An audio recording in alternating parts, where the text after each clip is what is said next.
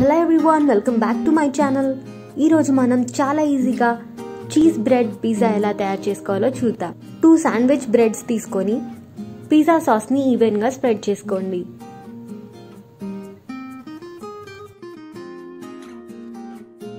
వాటి మీద cheese slices పెట్టి ఇంకొక శాండ్విచ్ బ్రెడ్ని ప్లేస్ చేసుకోండి.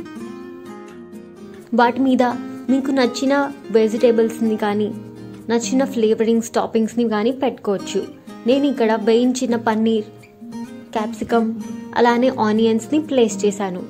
మీకు రాగా తినడం ఇష్టమైతే వేయించకుండానే వెజిటేబుల్స్ని పెట్టుకోవచ్చు.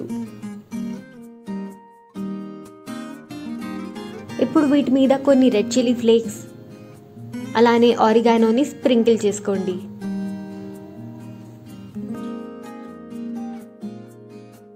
దీని మీద గ్రేటెడ్ చీజ్ని వేసుకోండి.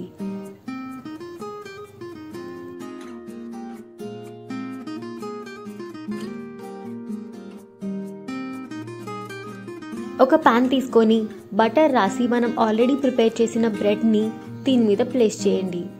5 minutes వరకు లో ఫ్లేమ్లో చీజ్ అంతా మెల్ట్ అయ్యేంత వరకు ఉంచండి.